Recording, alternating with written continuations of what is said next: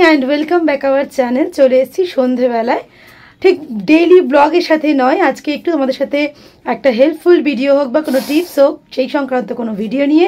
আমার যেহেতু ছোট একটা ছেলে আছে রিশান, তোমরা সবাই জানো, আর ওর বয়স হচ্ছে ওই 1 বছর 1 মাস এরকম। তো মোটামুটি 6-8 মাস বয়স থেকে 2 বছর পর্যন্ত গ্যারান্টি সহকারে তার উপর বেবিদেরও প্রত্যেকের ক্ষেত্রেই সন্ধ্যেবেলায় কি টিফিন খাওয়াবো সেই নিয়ে আমাদের কিন্তু প্রচুর চিন্তা থাকে। তো যেহেতু ওরা এক রকমের খাবার খেতে চায় না, তো সেটাকেই একটু ডিফারেন্ট টাইপস মানে মোটামুটি আমি 3 ধরনের খাবার এখন রেডি করব। সেটা তোমরা চাইলে ব্রেকফাস্টও দিতে পারো, বাট আমি ওকে মোটামুটি ইভিনিংয়েই দিই। তো সেরেল্যাকটা বাইরেরটা তো আমরা সবাই জানি প্রচণ্ডই ক্ষতিকারক, তবে হ্যাঁ কখনো প্রয়োজনে খাওয়াতে হচ্ছে, অবশ্যই সবাইকেই খাওয়াতে হচ্ছে। তবে আমি এখনও পর্যন্ত ওকে বাইরের সেরেল্যাক ধরাইনি, চেষ্টা করছি বাড়িতে তৈরি সেরেল্যাকটা ওদেরকে খাওয়াতে। তোমরা যারা এখনও সেই আইডিয়াগুলো জানো না, তারা যদি আমার দ্বারা কিছু উপকৃত হও সেটা কিন্তু আমার খুব ভালো লাগবে।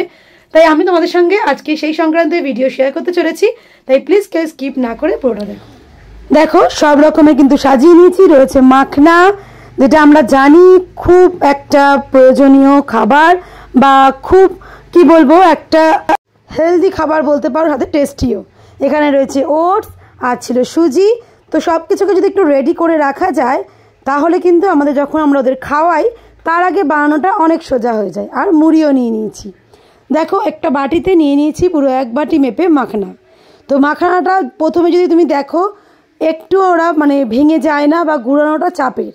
তো আমি যদি একটু ড্রাই রোস্ট মানে শুকনো খোলাতে ভেজে নিই তারপর জিনিসটা কিন্তু প্রচণ্ড মুড়মুড়ে হয়ে যাবে।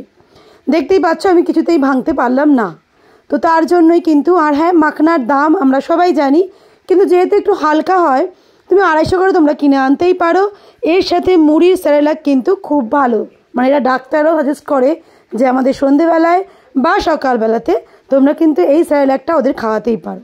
ঠিক যতটা মাখনা নিয়েছিলাম ততটাই আমি আবার মুড়িও নিয়ে নিলাম।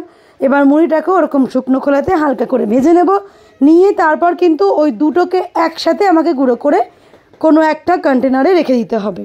তোমরা যদি সুন্দর বাইরে থেকে কন্টেনার কিনে এনে রাখতে পারো রাখো, বাট আমি অবশ্যই বাড়িতে যেগুলো হয় না যে চাপন ব্রাশ তারপর কোনো বিস্কুটের কৌটো সেগুলো কিনি, সেটা যখন শেষ হয়ে যায় সেটাতেই রাখি। আর দেখতে পেলে মাখনাটা কিন্তু কি সুন্দর ক্রাঞ্চি হয়ে গেছে। তো এবার যদি একটু ঠান্ডা করে মিক্সিতে আমরা ঘুরিয়ে নিই তো খুব তাড়াতাড়ি ওটা ইজিলি হয়ে যাবে।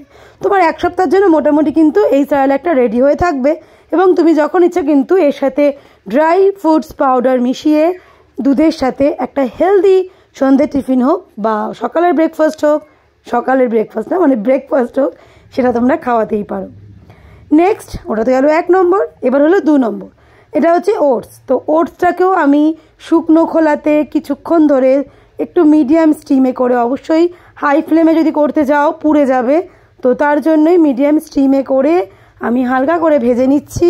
শুকনো খোলাতে ভেজে তারপর এটাকেও গুঁড়ো করে রাখবো। এটা কিন্তু সকালের দিকে তো খুবই ভালো, আমি সকালের দিকে বেশিরভাগ খাওয়াই, তোমরা চাইলে সন্ধেবেলাতেও খাওয়াতে পারো। এই যে মুড়ি আর মাখনা ঠান্ডা হয়ে গেছে বলে আগে এটাকে কিন্তু গুঁড়ো করে রেখে দিলাম। গুঁড়ো করে এবার কৌটোতে ঢেলে জাস্ট আমি একদম নিশ্চিন্ত। এবার ওটসটা হয়ে গেলে ওটসটাকেও এবার ঠান্ডা হতে দেবো। ওটসটা কিন্তু আমার প্রায় রেডি হয়ে গেছে, এবার একটু ঠান্ডা হোক, তারপর এটাকেও গুঁড়ো করে নেব। ওই যে হাতে ধরতে পারছি তো মোটামুটি ঠান্ডা হয়েই গেছে।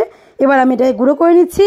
ওটসকে তোমরা আপেল সেদ্ধ বা কলা এর সাথে হাতে দুধ খাওয়াতে পারো, প্রচণ্ড একটা প্রোটিন ফুড হয়ে যায় কিন্তু, এবং অনেকক্ষণ কিন্তু বাচ্চাদের পেট ভরা থাকে।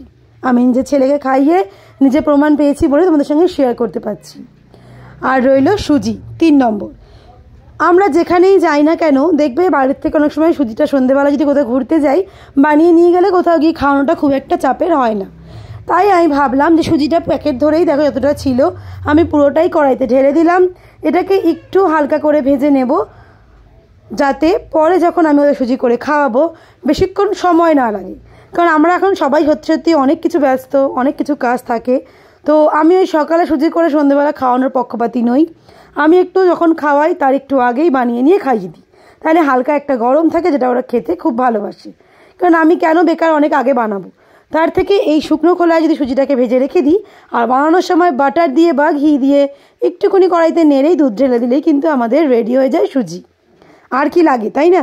আর হ্যাঁ, অবশ্যই যদি এটাকে বেশি প্রোটিন করতে চাও, ড্রাই ফ্রুটস পাউডার তো আছেই।